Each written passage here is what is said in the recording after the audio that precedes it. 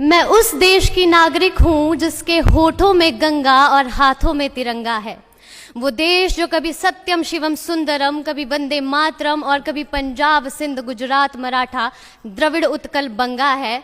मैं उस देश की नागरिक हूँ जो हर ठुकराए हुए की शरण स्थली बन जाता है और 7 समंदर पार परदेसियों को भी अपने ब्रदर एंड सिस्टर कहकर बुलाता है। यही प्रेम की पूज्य भूमि भारतवर्ष कहलाता है, भारतवर्ष कहलाता है। नमस्कार, मैं दीक्षा ठाकुर नेहरू युवा केंद्र कुल्लू से देवभूमि हिमाचल प्रदेश का प्रतिनिधित्व करते हुए बात करने जा रही हूँ महामना मदन मोहन मालवीय जी के बारे में।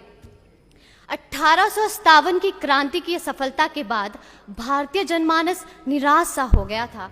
ऐसे में 25 दिसंबर 1861 को तीर्थराज प्रयाग में बालक मदन मोहन का जन्म हुआ, जिन्होंने आगे चलकर न केवल भारतीय संस्कृति का संरक्षण किया वरन शिक्षा के द्वारा परंपरागत और आधुनिक ज्ञान विज्ञान से समान्वित विकास एवं प्रसार से पराधीन राष्ट्र के आत्मविश्वास और स्वाभिमान को बढ़ाया।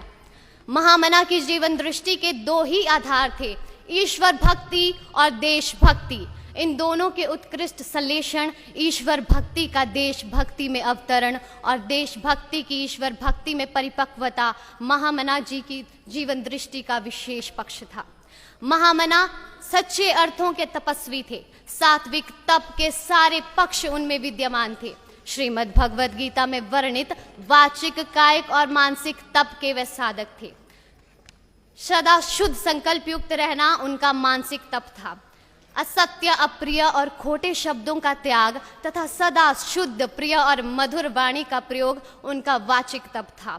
दूसरों की सहायता करना, समाज की सेवा करना और देश और जाति के लिए अपने शरीर पर होने वाले कष्टों की परवाह ना करना उनका शारीरिक तप था। महामना प्रखर राष्ट्रवादी और उच्च कोटि के देशभक्त थे। वे जाति, भाषा, संप्रदाय और क्षेत्र के आधार पर भारतीयों के मध्य बढ़ते दुराव को समाप्त कर देश को एक शक्तिशाली राष्ट्र और संप्रभु देश के रूप में देखना चाहते थे। अपने इन्हीं सपनों को साकार रूप देने के लिए और शिक्षा के व्यापक प्रचार प्रसार के लिए महामना ने काशी में हिंदू विश्वविद्यालय की स्थापना की। इस विश्वविद्यालय की स्थापना से महामना की परिकल्पना ऐसे विद्यार्थियों को शिक्षा प्रदान कर देश की सेवा के लिए तैयार करने की थी जो आगे चलकर देश के मस्तक को गौरव से ऊंचा उठा सके।